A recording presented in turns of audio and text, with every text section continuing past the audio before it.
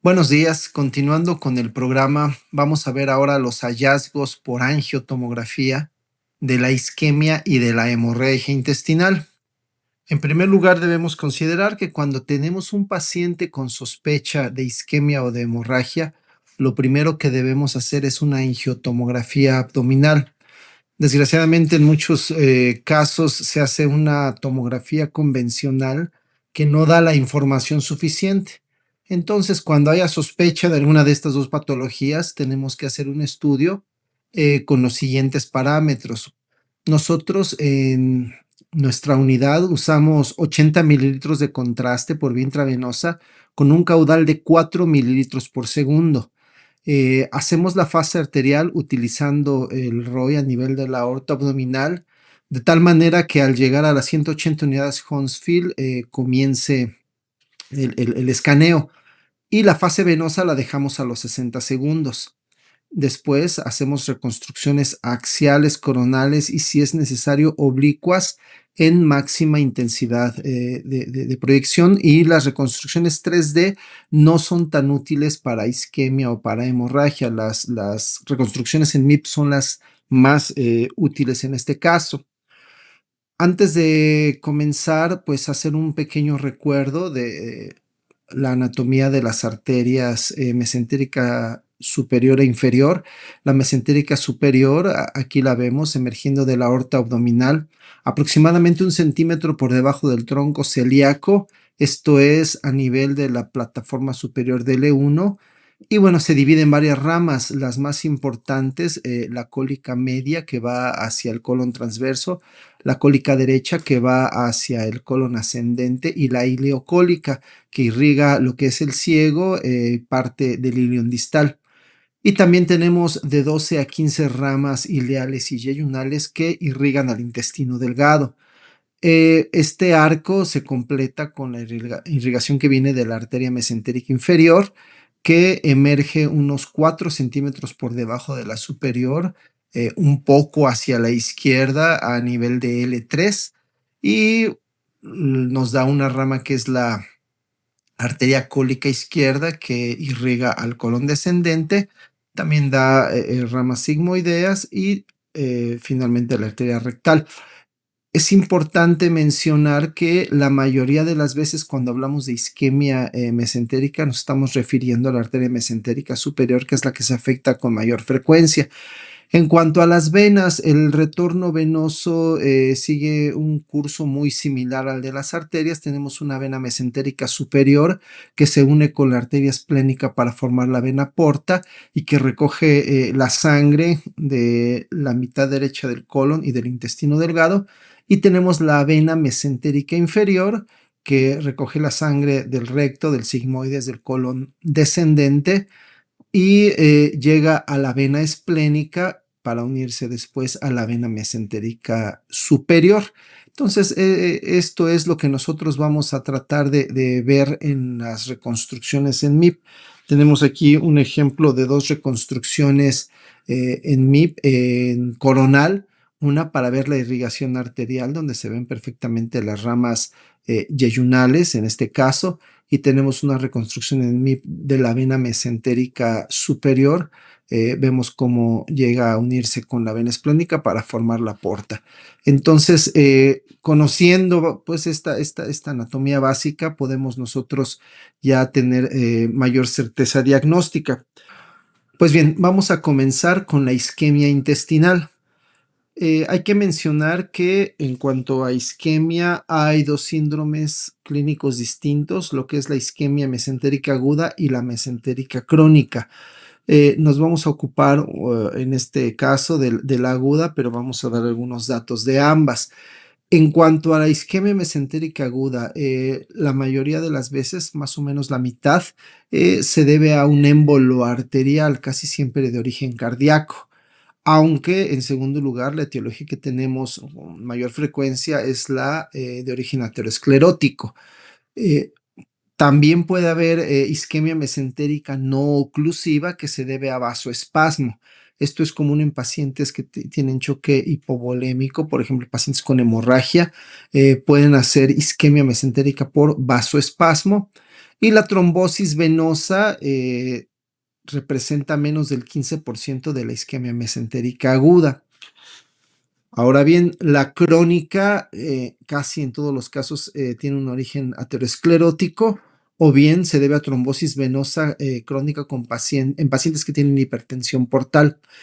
En este caso de isquemia mesentérica crónica, generalmente no desarrollan un infarto debido a que existe circulación colateral que impide que se quede sin aporte sanguíneo el intestino. En cuanto a los datos clínicos, el dolor abdominal es el principal síntoma. Se dice que es un dolor desproporcionado respecto al grado de sensibilidad en el examen físico. Es un dolor cólico, se refiere predominantemente en el centro del abdomen. Y bueno, cuando la isquemia es crónica, se presenta la angina abdominal. Esto es el dolor cólico después de haber consumido abundantes alimentos. ¿Cuáles son los hallazgos por imagen? En la isquemia mesentérica aguda, que es en la que nos vamos a centrar, básicamente vamos a encontrar las mismas imágenes en la radiografía de abdomen que en la tomografía computada convencional. Primero vamos a ver dilatación de haces intestinales, vamos a ver que estas asas tienen engrosamiento de su pared y de las válvulas coniventes en el caso del intestino delgado. Cuando la isquemia avanza, se van a perder estas válvulas, vamos a ver ausencia de válvulas coniventes o ausencia de austras en el caso del colon. Vamos a ver líquido libre entre las asas. Otro dato importante, sobre todo en el colon, son las impresiones digitiformes en la pared. Y finalmente podemos ver gas en la pared intestinal. Esto es neumatosis intestinal. Eh, es importante saber reconocer todos estos datos primero en la radiografía de abdomen, porque muchas veces es la primera exploración que se hace. En la radiografía de abdomen, aquí tenemos algunos ejemplos en los cuales vemos, por ejemplo, aquí dilatación gástrica importante y después dos asas de yeyuno con dilatación, su diámetro está aumentado, más de 3 centímetros. Vemos bien marcadas las válvulas coniventes, lo que nos habla de edema de la mucosa. Inclusive podemos ver también edema de la pared de estas asas. En el siguiente caso, lo que vemos primero, una parte de yeyuno con un engrosamiento importante de las válvulas coniventes, pero después en el lado derecho del abdomen vemos las asas ya sin el patrón conivente habitual, ¿no? Aquí ya hay ausencia de válvulas coniventes. Otros ejemplos más, tenemos un segmento aquí del colon transverso, con estas impresiones digitiformes que se forman en la pared por edema importante, parecen huellas formadas por dedos, por eso se llaman así. Y en este otro caso, alcanzamos a ver ya en la pared del colon pequeños corpúsculos aéreos que se encuentran en la pared. Este paciente ya tiene neumatosis intestinal. Vuelvo a repetir que es muy importante identificar estos datos en la radiografía, porque cuando hacemos una radiografía que nos dé sospecha diagnóstica de isquemia, de inmediato se tiene que hacer la angiotomografía. Bien, ahora en la angiotac lo que vamos a buscar es visualizar el trombo dentro de la arteria o de la vena mesentérica superior.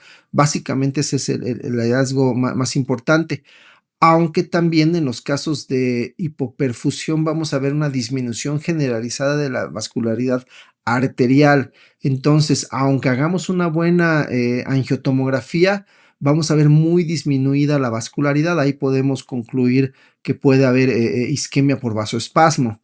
Y en los casos de isquemia debido a trombosis venosa, vamos a poder ver estasis venosa en la pared intestinal. Esto se ve como un reforzamiento intenso de la pared porque como la sangre que contiene el contraste no puede regresar hacia la vena mesentérica, se queda retenida en la pared intestinal y por eso parece que refuerza mucho la pared. Bien, vamos a poner algunos casos. El primer caso es de un paciente masculino de 52 años que tiene trombocitosis y que inicia con dolor abdominal agudo. Aquí en la radiografía de abdomen podemos ver asas de yeyuno dilatadas con engrosamiento de sus válvulas coniventes y también se ve engrosamiento de la pared. Estos datos ya nos pueden hacer sospechar de isquemia.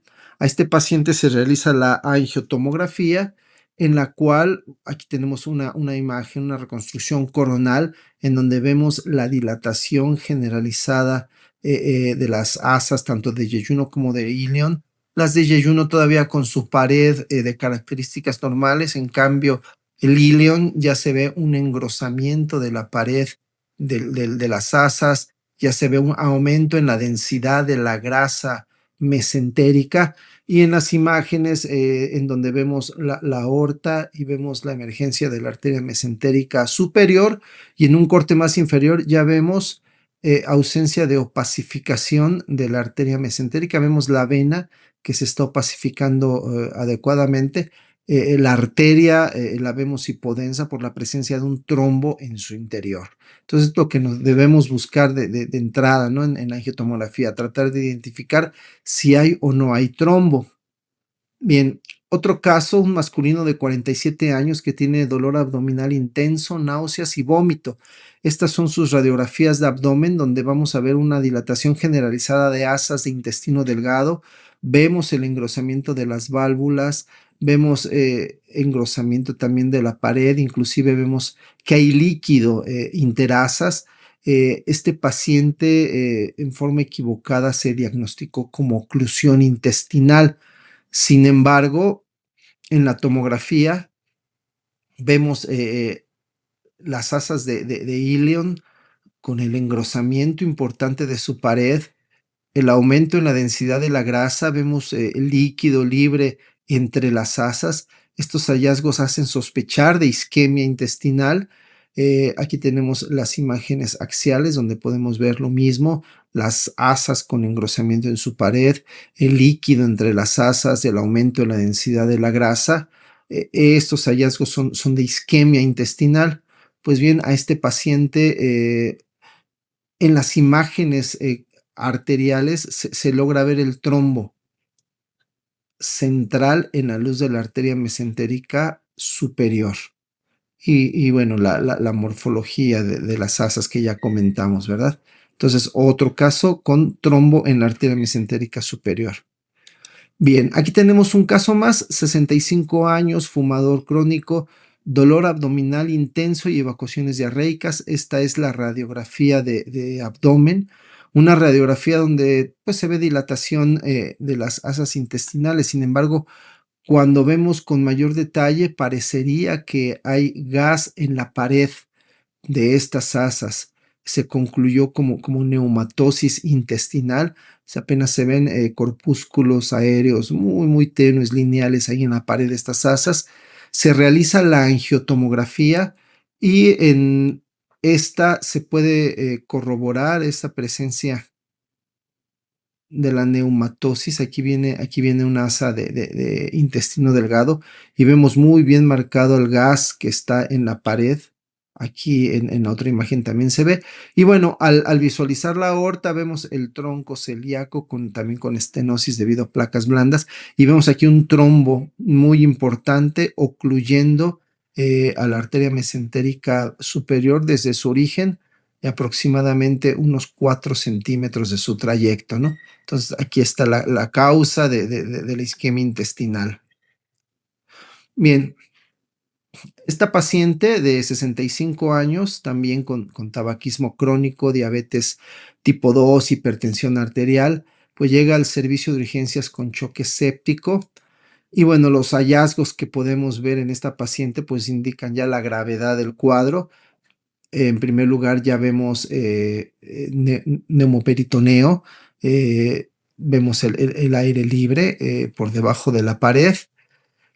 Comenzamos a ver imágenes aéreas dentro del hígado que en un primer momento puede parecer neumobilia. Sin embargo, si nos damos cuenta, este aire está dentro de las ramas de la vena porta. Aquí se ve muy bien un nivelito hidraero dentro de la rama derecha de la vena porta.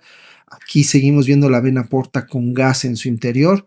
Más abajo vemos las asas dilatadas con neumatosis intestinal importante y algunas ramitas venosas con gas en su interior.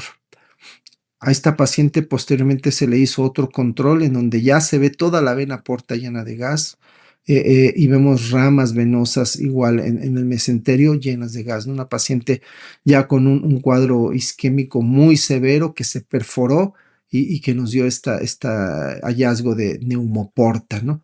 Esta paciente, pues desafortunadamente falleció a las pocas horas de haber llegado, ¿no? al hospital. Bien, en cuanto a las trombosis venosas, básicamente los hallazgos son los mismos. Aquí vemos nada más algunos ejemplos en donde se ve el trombo en la luz de la vena mesentérica superior y bueno, la dilatación de las asas de intestino delgado. Los cambios en las asas intestinales van a ser eh, eh, mucho más lentos que la trombosis arterial. En este caso vemos solamente la dilatación, pero prácticamente no vemos cambios en la pared de las asas intestinales.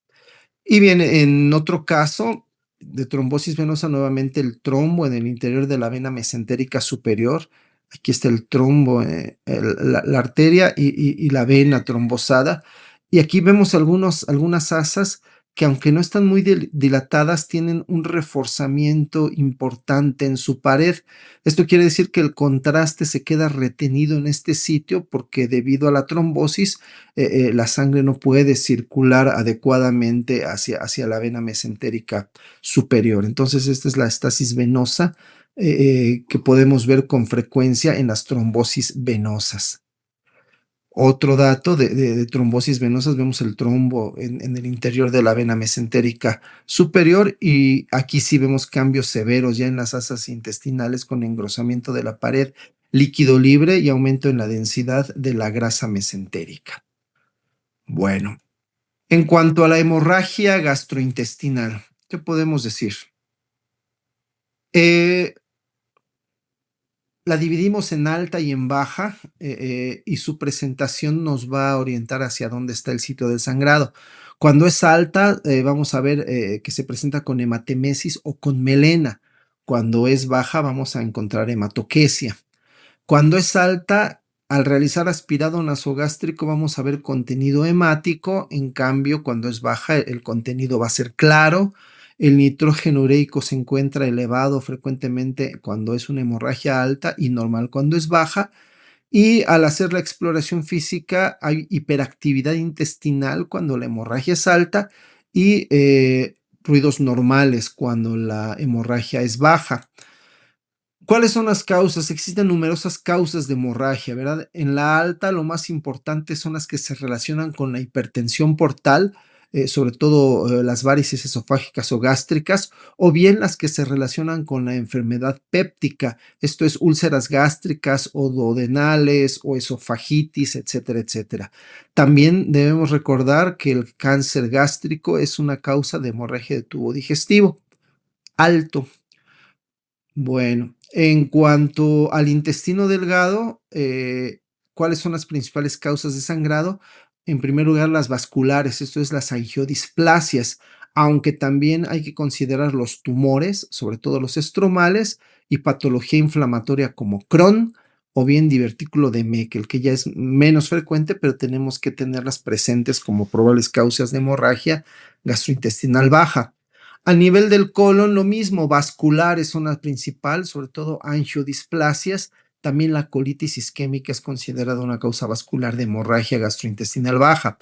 Hay que pensar en los tumores, los pólipos o el adenocarcinoma como causa de sangrado, los divertículos, que es muy frecuente también que sangren, enfermedad inflamatoria crónica, la colitis ulcerativa o la enfermedad de Crohn, y bueno, las patologías infecciosas también pueden darnos hemorragia gastrointestinal como la colitis pseudomembranosa, amibiasis, shigellosis, finalmente patología anal como hemorroides o fisura anal. Clínicamente podemos hacer una buena diferenciación de cada uno de estos grupos, ¿verdad? Bueno, para hacer el diagnóstico de hemorragia gastrointestinal hay diferentes modalidades, ¿no? La endoscopía y la videocápsula, ¿no? Es la que hacen nuestros compañeros gastroenterólogos. Eh, También medicina nuclear puede hacer exámenes con eritrocitos marcados con tecnesio 99, que es muy sensible para detectar pequeños sangrados. También podemos hacer una angiografía convencional o bien la angiotomografía con tomógrafo multidetectores.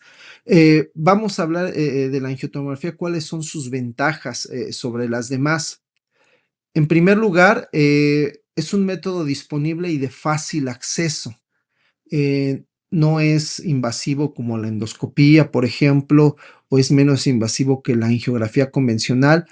La angiotomografía ha demostrado sensibilidad de hasta el 92% cuando la hemorragia es activa, demostrando incluso hemorragias de menos de 0.4 mililitros por minuto. Sin embargo, cuando los episodios de sangrado son intermitentes, la sensibilidad disminuye a menos del 50%. Vamos a ver algunos casos. Una paciente de 22 años con colitis ulcerativa que inició con hematoquesia. Hacemos, antes de hacer la angiotomografía, en estos pacientes primero tenemos que hacer una tomografía simple que nos sirva de base para poder evaluar las hiperdensidades que vamos a buscar después. En este caso es muy evidente a nivel del colon ascendente esta imagen hiperdensa que nos está señalando la extravasación del medio de contraste hacia la luz del colon. Inclusive vemos un pequeño nivel que se hace ahí con el contraste extravasado. Esto es un dato de hemorragia que vemos con mucha frecuencia cuando el sangrado es activo. Y bueno, el resto del colon, por ejemplo, aquí vemos sigmoides y recto, que aunque no están distendidos, alcanzamos a ver que tienen el contraste que se ha extravasado en su interior. Aquí las reconstrucciones en coronaria y el sagital, donde se ve muy bien esta zona donde se extravasa el medio de contraste. Y bien, poniendo atención, vemos que hay otra zona superior también, son dos zonas de extravasación del medio de contraste. La que vimos anteriormente era la más evidente, pero hay otra más pequeña también en el mismo colon ascendente que se puede demostrar en estas imágenes. A esta paciente se le hizo la angiografía para embolizar esos sitios de sangrado y esta es la imagen de la angiografía en donde se puede detectar la extravasación del contraste en los dos niveles que habíamos mencionado anteriormente. Aquí está la comparación, la reconstrucción coronal de la angiotomografía con dos sitios de sangrado, la angiografía que nos demuestra esos dos sitios. Otro caso de una mujer de 70 años que tiene sangre oculta en heces. En este caso, pues las hemorragias no son evidentes, son un hallazgo de laboratorio y entonces hacemos el estudio para buscar la causa. Y todo se ve muy normal, pero en una asa de yeyuno se ve esta hiperdensidad que es muy notable en la fase arterial. En el resto, pues no se ve nada, solo esta zona. Cuando le hacemos reconstrucción coronal, la vemos aquí, una hiperdensidad en la pared apenas perceptible. En este caso, se trató de una angiodisplasia. Entonces, fíjense cómo en este caso es muy sutil el hallazgo, sin embargo, se corroboró se corroboró con videocápsula en este caso, y fue una angiodisplasia a nivel del yeyuno. Otro caso más, masculino de 60 años que tiene colitis pseudomembranosa. Este paciente comenzó con inestabilidad hemodinámica y después empezó con el sangrado masivo. Vemos estas imágenes de angiotomografía donde se ve un colon transverso muy dilatado y vemos extravasación importante del medio de contraste. Vemos medio de contraste muy denso en la luz del colon transverso, el resto del colon con la pared bastante engrosada. Aquí tenemos el ascendente, el descendente y bueno, las reconstrucciones coronales. Vemos un colon dilatado con la pared gruesa y vemos contraste en la luz del colon. Es más denso ese contraste cerca del ángulo hepático del colon, y un colon transverso. Vemos muy, muy denso. Se hacen las reconstrucciones en MIP y podemos ver con mucha certeza el sitio de sangrado proveniente de la arteria, de la rama cólica media. La podemos ver con mucha facilidad en estas imágenes. Otras reconstrucciones, este se llama MIP invertido, en donde se cambia, se pone obscuras las estructuras vasculares y vemos la hemorragia muy, muy evidente, muy marcada. Este paciente pasó de inmediato a embolización, al área de hemodinamia. Vemos las imágenes de la angiografía con el sitio de sangrado y aquí está la comparación de la angiotomografía, demostrando la misma zona de hemorragia masiva. Bien, ¿qué podemos concluir? En primer lugar, que ante la sospecha de isquemia o de hemorragia gastrointestinal debemos realizar de primera intención una angiotomografía abdominal y hacerla en fase arterial y fase venosa. Por ejemplo, hay pacientes que llegan con dolor abdominal y nos piden una tomografía simple y contrastada de abdomen. Si el clínico ve que el dolor es muy intenso, vale la pena hacer de una vez la angiotomografía, ¿verdad? Por si hay isquemia, la podamos identificar ahí. En caso de isquemia, la radiografía de abdomen nos va a proporcionar información muy importante.